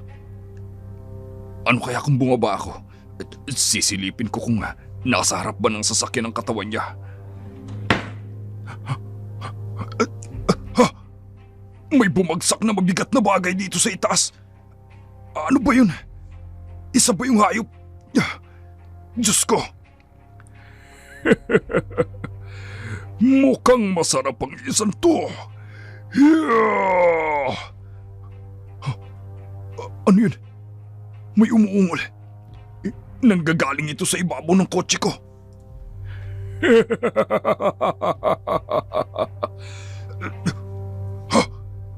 Niyuyugyug niya ang kotse ko. Diyos ko, ano bang kailangan ito sa akin? Huwag! Itigil mo na yan! Kailangan kong makahingi ng tulong. Mukhang hindi ako bubuhayin ng isang to. Tulong! Tulong! Kung sino mang nakakarinig sa akin! Tulong! Walang tigil na binulabog ng aswang ang sasakyan. Mula sa ibabaw ng sasakyan, bumaba na ito sa tabi ng bintana. Sunod-sunod na hinampas ang salamin. Binasag nito ang bintana para tuluyang makapasok sa loob. Hysterical ang doktor sa driver's seat sa takot niya Panay na lang ang busina niya ng kanyang kotse. Lalong nairita sa ingay nito ang aswang. Dalawang malakas na hampas ng braso nito ang tuluyang nakabasag ng pintana. Hinawakan nito ang pintuan, sabay hila at sinira ito. Napaatras ito, lalo na papasok ang sasakyan ng doktor. Sinisipa at iniiwas niyang maabot ang kanyang mga paa. Dito na humingi ng tulong ang doktor. Inay, tingnan nyo! Sa bandang unahan! Doon sa may sasakyan! Ha? Carla, may aswang.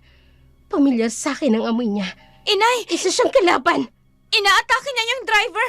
Anong gagawin natin? Halika rito! Maawa ka sa akin! Lubayan mo kung halimaw ka! Kung sino ka mang nakaririnig sa akin dyan sa labas, tulungan niyo ako! Tulong! Inay, gumawa ka ng paraan. Kilala ko yung nasa loob. Anong sabi mo? Wala nang oras para magpaliwanag. Kailangan nating mailigtas si Doc. Sige, gagawin ko kung anong makakaya ko.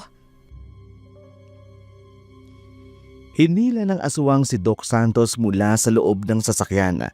Nagbagong anyo naman si Marta. Bilang isang malaking uwak na may matalim na mga kuko. Lumipad ito papalapit sa pintuan ng kotse. Dinagit niya ang mga binti ng aswang. At mabilis na inilipad. Pinuntahan ni Carla si Doc Santos para makalabas ng sasakyan. Pagkatapos, napatingala silang dalawa sa nilalang na nasa himpapawid. Pilit na nagpupumiglas ang aswang sa matalas na kuko ng uwaka. Pagtingala nito sa kanya, nagulat si Marta. Pamilyar sa kanya ang mukha ng hawak niya. Nagpupumiglas ito. Hindi niya napigilang mabitawan ang mga paa nito. Bumaba si Marta pabalik sa normal niyang anyo. Mabilis namang bumulusok pababa sa lupa ang walang labang aswang. Walang hiya ka, babae ka! Basta mo na lang akong pinitawan! Malag ka sa pagkakawa ko. Natural babagsak ka talaga. Mananagot ka sa akin. Makabawi lang ako ng lakas. Babaliin ko ang leg mo! Bakit iba ang naamoy ko sa kanya? Hindi tugma sa katawan niya. Ang lansa ng aura niya. Totoo ba tong nakikita ko? Si Aling Nora, siya ang aswang? Ano ba talaga nangyayari dito? Miss Carla, kilala niyo ba ang halimaw na yan? Oo, siya si Aling Nora, ang biyanan ko, na naging dahilan ng anxiety at premature labor ko. Dahil sa kanya, pinagdurusahan namin mag-asawa ang biglang pagbabago ng anak ko. Pagbabago ng anak niyo? Hindi ba't kapapanganak pa lang nito? Anong nangyari sa baby nila? Nasaan ang bata? Bakit hindi mo kasama? Masaya ito! Nawawala pala ang bata! Hindi na ako dapat mag-aksaya pa ng oras dito! Siya ang kailangan ko at hindi kayo! Huwag kang aalis! Dito ka lang! Carla, huwag mo siya lapitan! Pagkakataon ko na to, inay. Gusto kong makaganti sa kanya. Sa lahat ng mga ginawa niya sa aming mag-ina. Pagbabayaran mo ang pagsira mo sa normal na kinabukasan ng anak ko. Mananagot ka sa akin! Huwag ka sabing lumapit sa kanya! Isa kang angal! Diyos ko! Nahawakan niya si Miss Carla. Mas pinadali niyo sa akin ang lahat. Tatapusin ko ng babaeng ito. Wala nang haadlang sa aking makuha ang bata. Hindi ka nakinig sa akin, Carla! Hindi nga siya ang biyanan mo! Ibang katauhan ang namamahay sa katawan niya. Siya ang aswang na humahanting sa anak mo! Sangkater ba kayo mga tanga? Ang tagal kong hinintay ang pagkakataong ito na mapa sa kamay ang babaeng ito. Kaya hindi ko na ito patatagalin pa. Inay! Tulong! Ito na nga bang sinasabi ko? Bakit ba ako biglang nakampante? Ali, anong gagawin natin? Delikado ng buhay ng anak mo. Doc, may kahit anong likido ka bang hawak dyan? yung madaling umapoy. Meron. Heto, alkohol. Itapon mo yan sa kanya. Pagkatapos, itapon mo mismo sa kanyang posporong may sindi. Yun na lang ang tanging paraan para makuha ko sa kanya si Carla. Sige, susubukan ko. Nangihina na si Carla, tulad ng ginawa nito kay Aling Nora. Mabilis ang pagkilos ng doktor. Sinabuyan niya ng alkohol ang katawan nito't sinilaban ng apoy. Nabitiwan nito si Carla.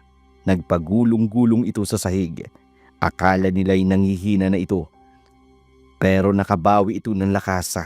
Mabilis na binihag si Carla at Marta. Natulala si Doc Santos. Wala siyang alam sa ganitong mga bagay na supernatural ang mga nagaganap sa kanyang harapan. Nagmamakaawa na ang mag-ina pero hindi ito nagpatinag. Ilang saglit pa'y biglang lumitaw ang maliit na aninong nilalang. Mabilis na itinulak ang aswang. Tumilapon si Aling Marta at si Carla. Sumubsob ang aswang sa sahig. Nagulat ang lahat. Ang maliit na nilalang nang biglang lumitaw. Anong nangyari? Bakit bigla tayong tumilapon? Carla, anak, tingnan mo ang nasa harapan mo. Anong... Ikaw? Teka, si baby ba yan? Totoo bang siya yan? Hindi ako makapaniwala. Parang higit pa sa inaasahan ko. Ang aurang nakikita ko sa kanya. Ang maliit na nilalang sa ospital. Paano na siya napunta rito? Ibig sabihin, ang anak ni Carla, ang batang nanggugulo sa ospital namin. Diyos ko, hindi na siguro ako dapat naririto. Malaking gulo na to. Kailangan ko nang makatakas. Carla, bumangon ka na dyan. Kailangan nating makalayo.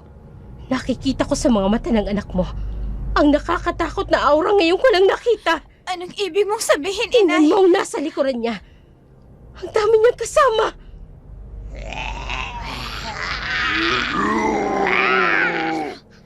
Diyos ko, sino ang mga yan? Sila ang mga aswang na sinasabi ko na humahanap sa kanya.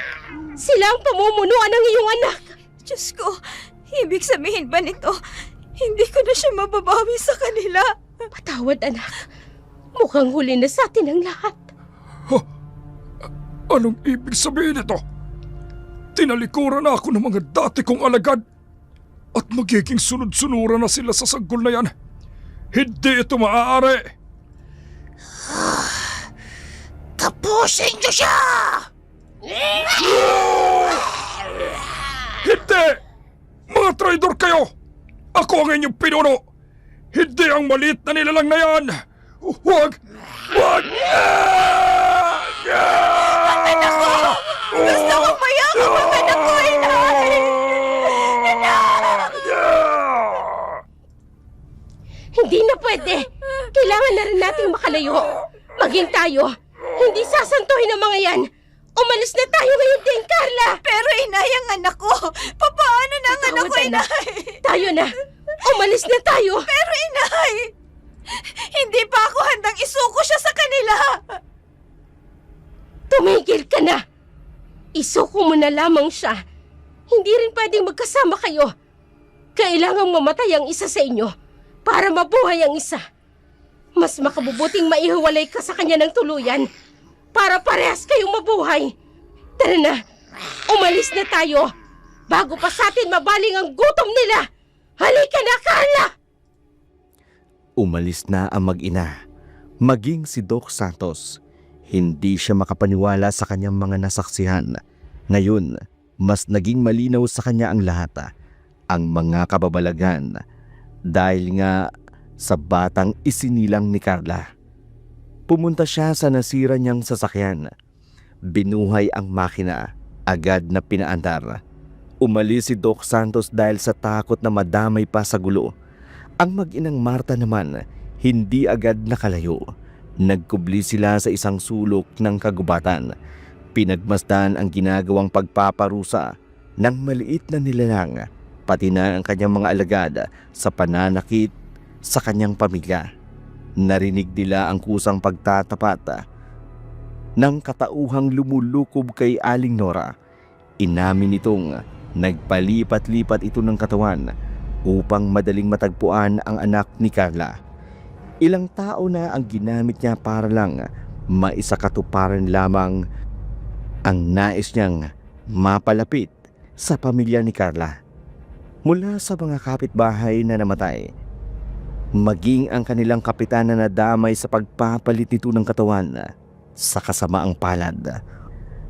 Ang huling nagamit nitong katawan ay ang katawan ni Aling Nora. Tuluyang pinaslang ng mga nilalang na yun ang katauhang pumapailalim kay Aling Nora. Ang katawan naman nito'y bumulagta na lamang, lupaypay at walang buhay.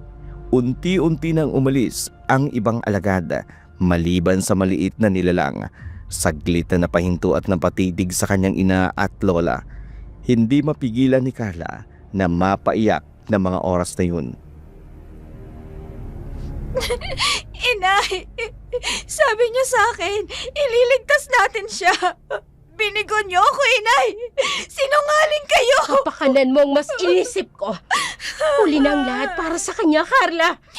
Si Ramon, siguradong magagalit siya sa akin. Oras na malaman niya ang totoo. Ako na ang bahalang magpaliwanag sa kanya. Kaya tumahan ka na. Mama. Carla, tingnan mo ang bata. Tahimik na nakatingin sa atin. Umalis sa mga kasama niya. Iniwan siya mag-isa. Inay, baka may pagkakataon pa. Susubukan ko siyang bumalik sa akin. Carla! Inay, pakiusap. Nay, kahit sa huling pagkakataon, susubukan ko. Baka magbago pa ang isip niya. O kung sakali man, mayakap ko siya sa kahuli-hulihang sandali. Bago man lang siya hayaang sumama sa mga kasama niya, Inay. Sige. Baby ko, anak, nandito si Mama. Halika na. Bumalik ka na kay Mama. Sumama ka na sa akin. Hindi ko kakayaning mawala ka sa tabi ko. Mahal na mahal ka namin ng papa mo, anak. Anak, nakatitig lang siya. Wala siyang reaksyon. Baby ko, huwag mo naman gawin sa akin ito. Ilang buwan ako nanabik na makasama ka. Pakiusap, anak. Bumalik ka na sa akin.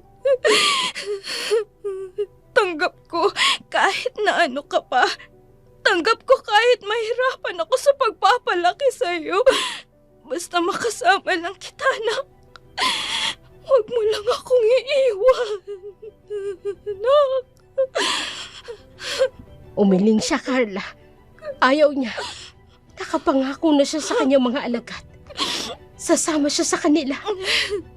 Anak ko. Tawad, Mama. Papa. Tumalikod na siya, Carla. Paalis na siya. Anak! Sandali! Anak, teka lang! Huwag mo akong iwan! Hindi pa kita nayayakap sa huling sandali. Sandali lang, anak, pakiusap. Pagbigyan mo si Mama. Anak ko, baby ko. Bumalik ka sa akin. Hindi ko kakayanin ito, anak. Bumalik ka sa akin, baby ko. Huwag mong gawin sa akin to! Baby ko! Anak, sandali! Wala nang nagawa pa si Carla.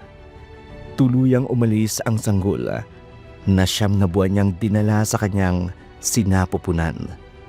Hinagpis at sama ng loob ang tanging namutawi sa mga labi ni Carla. Wala na siyang nagawa pa. Mas pinili siguro nitong sumama na lamang sa kanila upang hindi na maulit pa ang ganitong pagkakagulo sa kanilang pamilya. Nagalit rin si Carla kay Ramon dahil wala ito sa tabi niya sa ganong mga pagkakataon.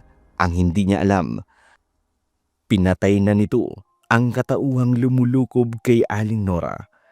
Natagpuan ng mga pulis ang kanyang bangkay. Di kalayuan sa kanilang kinalalagyan. Si Doc Santos naman, inireport sa mga pulis ang insidente. Pero hindi niya inihayag ang buong katotohanan, lalo na ang pagkakasanggot ng mag-inang Marta. Ito ay biglang nagtanaw ng utang na loob sa pagkakaligtas ng buhay nito noong gabing naganap ang kababalaghan. Sinabi niyang isa rin sa mga biktima ang mag-ina, lalo pat namatayan sila ng isang kaanak. Sinabi niyang inatake sila ng mabangis na mga hayop. Sa ganoong paraan lamang niya maibabalik ang utang na loob nito sa kanila. Kumalat man ang kwentong iyon sa kanilang lugar, si Doc Santos mismo ang naghayag na hindi dapat pang pag-usapan ang mga pangyayari. Kailangan nilang igalang ang mga namatayan. Ganon din ang ginawa ng mga kinauukulan. Hindi na nila muling inungkat pa ang lahat ng mga kaganapan. Si Marta at si Carla naman bumalik sa luntawan matapos mailbing ang bangkay na mag-ina. Sa ganitong paraan lamang maiisip ni Marta na makatutulong kay Carla na makalimutan ang masalimuot na nangyari sa kanyang pamilya. Ang pagmamahal ng ina ay tunay na sukdulan, hindi lamang sa pag-aaruga, kundi sa pagbibigay laya. Hinayaan niyang tahakin ng anak ang pinili nitong landas, kapalit ang pagsasakripisyong mapalayo sa isa't isa. Sa muli, kung bago pa lamang kayo sa aming channel, huwag kaliligtaang mag-like, mag-share, at i-click ang notification bell para updated kayo sa mga bagong video na aming i-upload. Maraming salamat po.